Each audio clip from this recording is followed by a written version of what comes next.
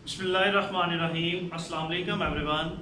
आज का हमारा टॉपिक है रेंज ऑफ द फंक्शन के बारे में। इससे पहले हमने पढ़ा था फंक्शंस के बारे में, उसके बाद हमने पढ़ा था डोमेन के बारे में, और थर्ड वन जो हमारा लेक्चर था कि डोमेन को हम इंटरवल्स में कैसे रिप्रेजेंट करते हैं। तो आज हमने पढ़ना है रेंज के बारे में कि फंक्शन की रेंज को हम किस तरह रिप्रेजेंट कर सकते हैं, किस तरह किसी भी फंक्शन की रेंज हम फाइंड कर सकते हैं। बात की समझ आ गई? तो हमारे पास सबसे पहले ये एक रिलेशन है y is equal to F of X. इस रिलेशन के बारे में एक स्विस मैथमेटिशियन था स्विट्जरलैंड का, जिसका नेम क्या है? आयलर। जिसका नेम क्या था? आयलर। आयलर ने ये वाला रिलेशन जो है ना ये प्रेजेंट किया था। उसने ये कहा था कि जो x है ये x वेरिएबल है, इसे हम क्या कहेंगे? इंडिपेंडेंट। और जो y वेरिएबल है उसे हम क्या कहेंगे? डिपेंडेंट वेरिएबल बोलेंगे। तो इस फंक्शन को सॉर्ट आउट करने के लिए, सॉल्व करने के लिए हम एक लीनियर फंक्शन की एग्जांपल लेते हैं। फॉर एग्जांपल हमारे पास है y is equal to 2x plus 1। y is equal to 2x plus 1। अब हमने देखना ये है कि हम इस गिवन फंक्शन की, गिवन लीनियर फंक्शन की डोमेन कैसे फाइंड कर सकते हैं। तो इसके लिए अगर हम x की जगह पे, क्योंकि x हमारे पास इंडिपेंडेंट वेरिएबल है, तो x की जगह पे जब हम 0 पुट करेंगे, 1 पुट करेंगे, 3 पुट करेंगे, रियल नंबर में से कोई भी नंबर अगर हम पुट करेंगे तो हमारे पास y के लिए कोई ना कोई स्पेसिफिक आंसर जरूर आएगा। तो जिसलिए हम ये कह सकते हैं कि ये एक क्या है? फंक्शन भी है। उसके बाद हम बात करते हैं डोमेन की। अगर हम x की जगह पे 0, 1, 2, 3, 4, 5 कोई भी वैल्यू पुट करेंगे ना, कोई भी वैल्यू पुट करेंगे, तो किसी एक वैल्यू पर भी इस फंक्शन का आंसर अनडिफाइंड नहीं आ रहा, जिसके लिए हमारे पास जो इस फंक्शन की जो डोमेन होगी वो होगी set of all real numbers. क्यों? क्योंकि रियल नंबर में से कोई एक नंबर भी ऐसा नहीं है जो अगर हम x की जगह पे रिप्लेस करें तो हमारे पास जो आंसर है वो अनडिफाइंड आए। तो इसके लिए अगर हम रेंज की बात करते हैं तो रेंज भी हमारे पास क्या आएगी? Set of all real numbers. क्यों? क्योंकि x की जगह पे अगर हम 0 पुट करेंगे वो आएगा कोई ना कोई यूनिक आंसर आएगा, x की जगह पे 2 पुट करेंगे वो आएगा कोई ना कोई यूनिक आंसर आएगा। तो वो भी किसमें से आएगा? सेट ऑफ रियल नंबर में से। समझ आ गई? Let me move on another example. अगर हमारे पास फंक्शन आ जाता है p of x is equal to, numerator में कांस्टेंट आ जाता है और डिनोमिनेटर में लीनियर फंक्शन आ जाता है। अगर ऐसा फंक्शन आ जाए कि न्यूमरेटर में क्या आ जाए? कांस्टेंट, नीचे क्या आ जाए? लीनियर, तो उस फंक्शन की जो रेंज होगी वो हमने किस तरह लिखनी है?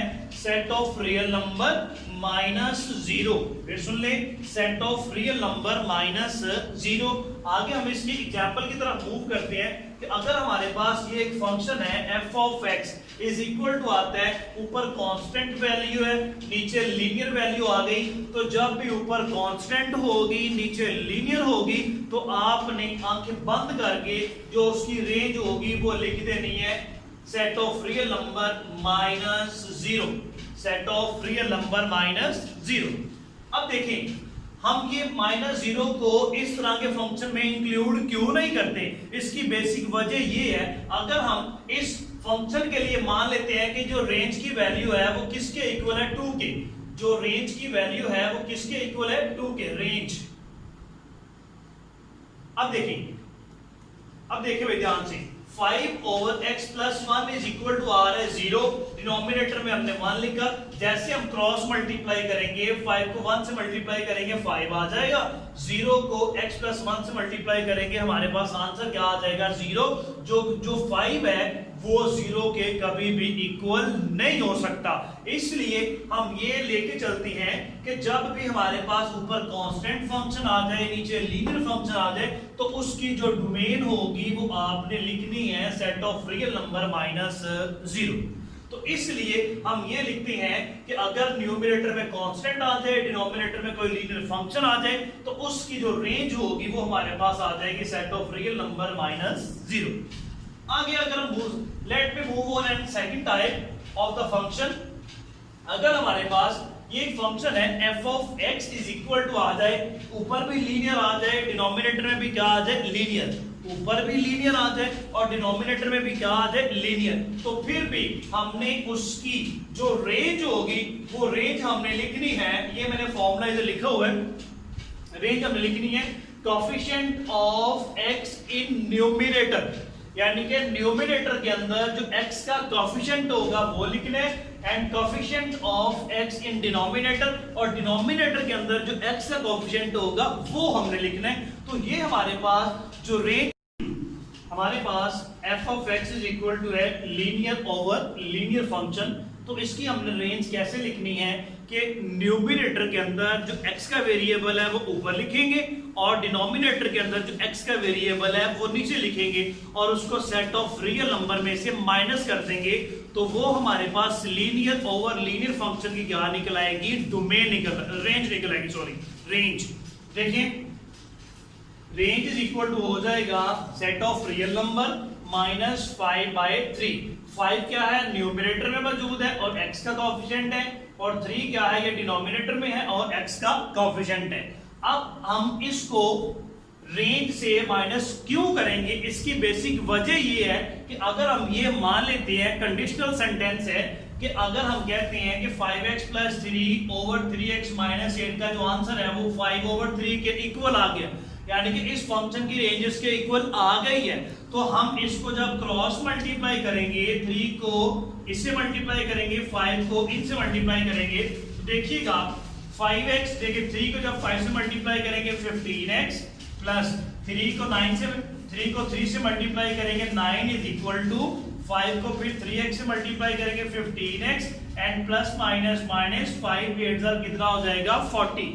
अब अगर हम क्या करते हैं, x की जो वैल्यूज है उनको एक तरफ कर लेते हैं और जो कांस्टेंट वैल्यूज है उनको एक तरफ कर लेते हैं, 15x प्लस क्या ये माइनस का कैंसिल हो जाएगा, तो हमारे पास आंसर क्या आ जाएगा, 0 आ जाएगा। तो आप मुझे ये बताओ क्या ये कंडीशनली सेंटेंस ट्रू है, ये कभी भी ऐसा पॉसिबल नहीं है, इट्स इम्पॉसिबल, बिकॉज 0 कभी भी 49 के इक्वल नहीं आ सकता। इसलिए जब भी लीनियर ओवर लीनियर फंक्शन की रेंज की बात करनी है तब आपने जो न्यूमरेटर के अंदर x का कोएफिशिएंट है और डिनोमिनेटर के अंदर जो x का कोएफिशिएंट है उसको आपने सेट ऑफ रियल नंबर से क्या कर देना है, माइनस कर देना है, फिर जाके हमारे पास लीनियर ओवर लीनियर फंक्शन की क्या निकल आएगी, रेंज निकल आएगी। तो ये हमारा आज का टॉपिक था रेंज के ऊपर। तो अगर आपको मेरी वीडियो अच्छी लगती है तो आप इसको प्लीज सब्सक्राइब करें, शेयर करें एंड लाइक करें। आगे इंशाल्लाह ताला जिंदगी रही तो फिर आपसे मुलाकात होगी नेक्स्ट लेक्चर में। अल्लाह हाफिज, अस्सलाम वालेकुम।